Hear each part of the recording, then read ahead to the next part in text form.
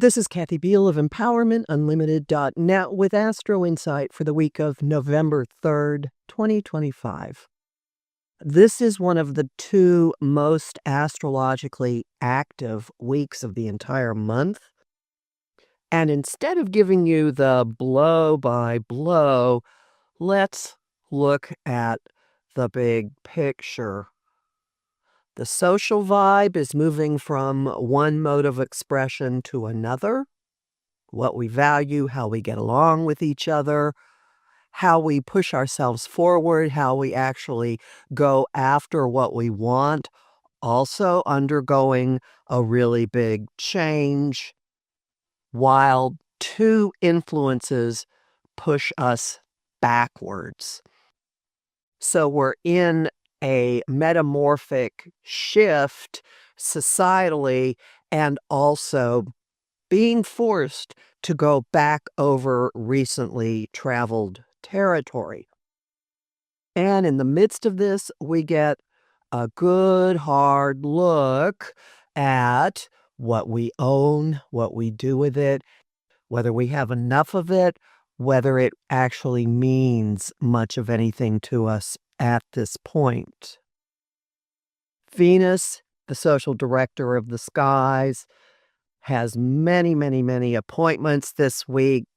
She adjusting our relationship to authority and accountability on the 3rd.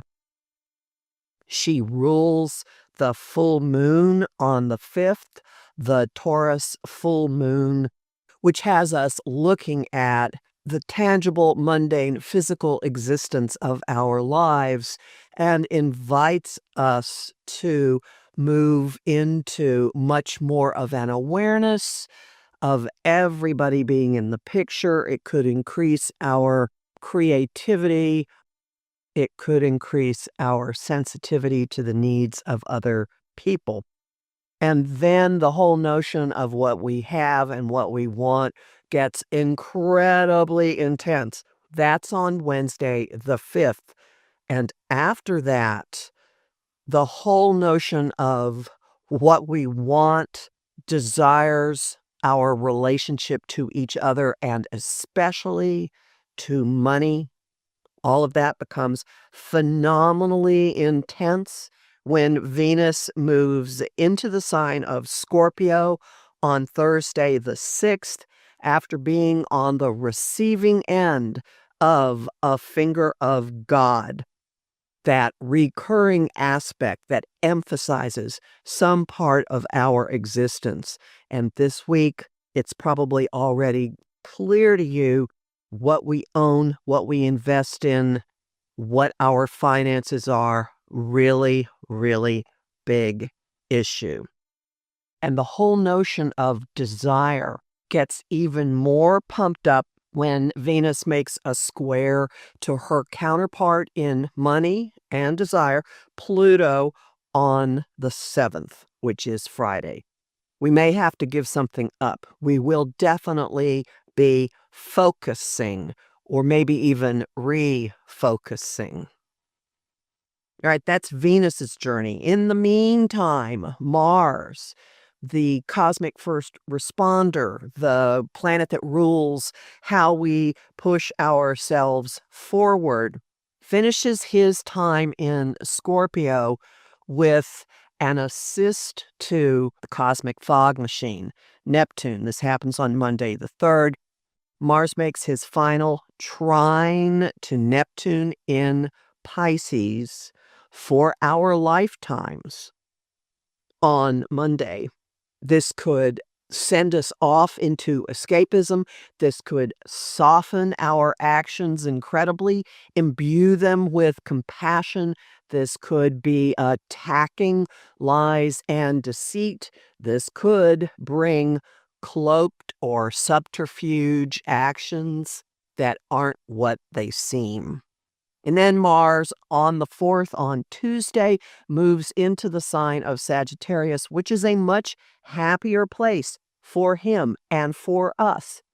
That is politically minded, philosophically minded, seeking freedom, maybe seeking answers, wanting to be very fleet-footed, moving around, running here and there, possibly having a good time, possibly fighting over matters of ideology.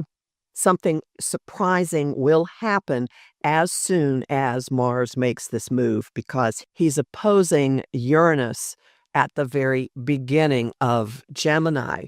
Since Mars rules machinery and Uranus rules electricity and Gemini is travel and communication, there could be big complications at airports and other types of transportation hubs on that day.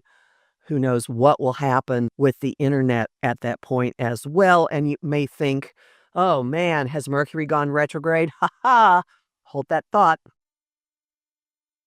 Right after the Taurus full moon on the 5th, on the 6th, we have the opportunity to fine-tune our actions, to refocus yet again, maybe to strip some of the ideology, again, that word, some of the prejudice, preconceived notions that are in our actions and how we go about things. When Mars makes a sextile or an opportunity aspect to Pluto. And this is as Venus is making her sign shift and getting pointed at by multiple factors in the sky. So the middle to the end of the week brings big developments in how we deal with each other, especially one-on-one relationships. And then on the 7th, Uranus leaves Gemini. He's retrograde and he scoots back into the sign of Taurus, where he will stay until nearly the end of April. So we're doing cleanup work having to do with, oh, what was that theme of the week? Money, resources, the role that technology plays, instability in our resources, instability in our finances, shakeups in all of the things that we would really like to be stable in our lives. There's also the possibility here of real innovation in creativity coming out of this. This is going to create a really weird experience of time. Yes, as the 11th Doctor said, it's timey-wimey because Uranus switching signs is a pretty major deal. And that adds to the slowdown. But yes, you guessed it, Mercury is also a player here. Mercury is crawling into the degree of his retrograde station. And on the 9th, on Sunday, Mercury does turn around, does station retrograde for 20 days. And during this time, Mercury is going to go back through Sagittarius, adding to the travel and political do-overs and complications. And then in a week or so, he's going to slide back into Scorpio, and we will start revisiting a whole lot of the water grand trine energy that has been engulfing us so far this month and last month as well. So, big stuff. Uranus going back into Taurus gives us the opportunity to do some last-minute cleanup on a lot of things from late 2024 through the early part of the summer 2025. Uranus first moved into Gemini on the 7th of July. And the Mercury retrograde, while bringing a lot of the complications and the irritations that we have known and come to expect, does bring the opportunity to rework, investigate, clear up many, many, many, many, many situations.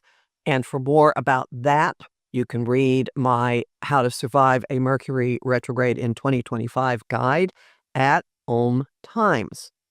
Homing Thought of the Week. Time for another look around. Song of the Week.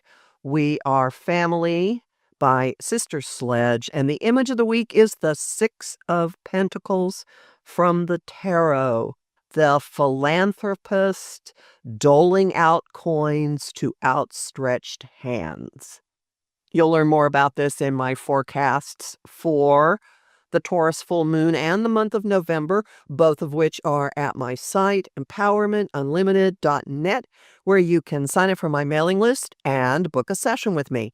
I'm Kathy Biehl, a professional astrologer with more than 35 years' experience. I have lots of bonus content at patreon.com/Kathy Biehl, including several standalone posts that you can purchase as one-offs without having to join the Patreon that give timetables and navigational tips for all of this intense water energy. And I'm really grateful to the people who support my work there. I host the show Celestial Compass on Om Times Radio and TV on the first and third Monday of every month at 5 p.m. Eastern. And this week, my guest is Melissa Caprio, who is a photographer and a metaphysical author and creator. And we are going to talk about blending creativity and spirituality. I also host conversation on Facebook, on the page Empowerment Unlimited, and in the group, the Astro-Insight Lounge. I post on Blue Sky, Instagram, and Threads at K.A. Biehl, and on YouTube at the Professional Aquarian channel. Talk to you next week.